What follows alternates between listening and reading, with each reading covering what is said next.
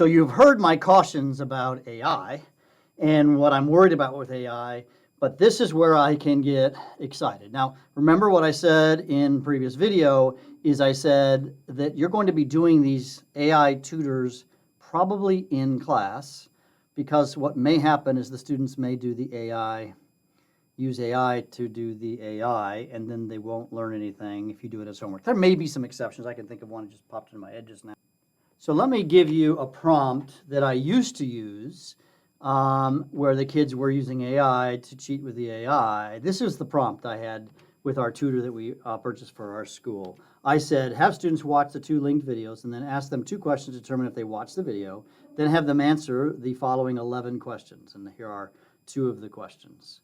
Now, the problem with this is I had 11 questions and they would give up and they would just work so hard and they would try to beat the AI, but they were using AI to beat the AI. I think the first part, kind of the larger text here, is good. It's actually a good way to use AI to just ascertain their level of knowledge from this flip video. You still can send the flip video home, and then they can, just have it ask them 2 questions, and that will check for their understanding so that when they come into class, they have some knowledge, or you have some knowledge about what they know. So for example, here is the tutor we're using is flintk12.com, and then you can see one of the screenshots. It's giving me from 6.2, this is the one that was showing that I've now kind of banished that system, but it's still not bad data.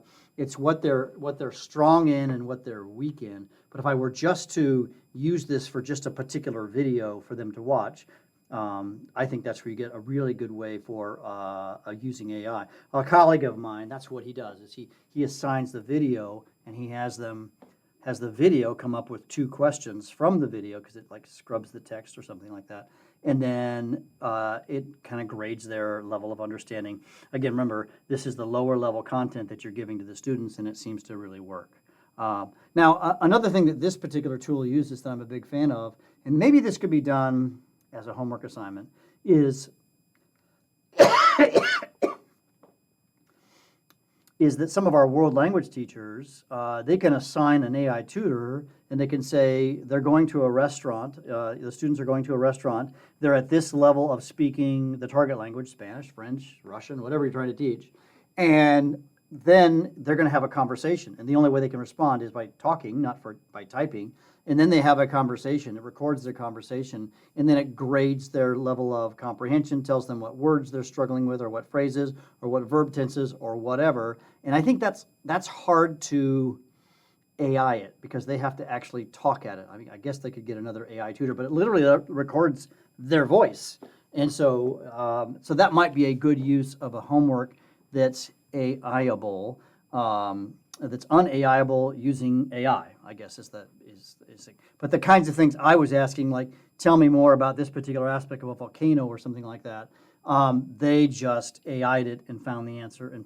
And again, and like I said in the previous video, the thing that excites me the most is the what we call it's adaptable, so that the AI could look at a student's level of comprehension and then pitch them questions, and then a little more difficult, oh, they struggled, step them back a stage. It's going to be able to do this individually really, really well. I mean, when an AI tutor is delivered well, what I see it as is it's like having a graduate assistant in my classroom. They're not as good a teacher as I am, but they've got some decent answers and they can help the student along the path.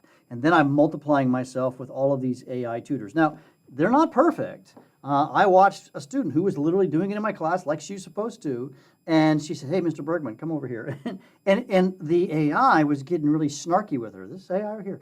It was getting snarky with her, and in one case, it was a different teacher, but she said, why am I not getting an A or a higher grade or something like that? And it said, well, your Lexile score. It went back to like reading level, and then basically said, you're not a good reader. It was getting kind of snarky. So keep in mind, again, you got a graduate student from your local university. They're in your classroom, and sometimes they're a little snarky. I don't know. You know, AI is getting exponentially better all the time, and probably will get better and better than what we're experiencing today. But don't think it's like the bee's knees and knows all the answers.